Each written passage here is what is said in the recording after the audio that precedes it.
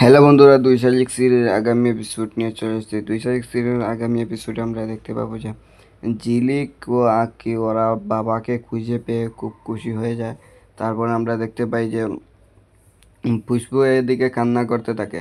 তখন ঝিলিক পুষ্পর কাছে যায়, গিয়ে বলে, তুমি আমার মা ছিলে, সবাই জানে আমি তোমার মেয়ে আছি এবং থাকবো। তারপর বলে উম, দেবা দেবা বলে, তে আপনি এরকম কেন হচ্ছেন এখন? আপনার বাড়ি কোথায়? আপনি থাকেন কোথায়? তখন বলে যে ঝিলিকের বাবা বলে, আমাকে এই সাতাবালের পিয়ারকে আমাকে মেরে আমার খুনের অভিযোগে আমাকে তা জেলে পাঠিয়ে আমার সব কিছু লুট করে নিয়েছে। আমার স্ত্রীকেও কোথায় লুকিয়ে রেখেছে আমরা জানি না।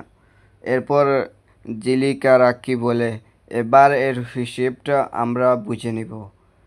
আমার মার বাবাকে এরকম কষ্ট দিয়েছে পিয়ারকে, এখন উল্টা চাল চালবো আমি। আমরা আমার মা বাবার অপরাধের শাস্তি ঠিক আমরা পিয়ারকে রেখে দিব। তাই আপনাদের কি মনে হয়, জিলিকু আঁকি পারবে কি পিয়ারকে শাস্তি দিতে? অবশ্যই কমেন্ট করে জানাবেন। আর আগামী সকল আপডেট পেতে চ্যানেলটি সাবস্ক্রাইব করে পাশে থাকবেন। ধন্যবাদ সবাইকে।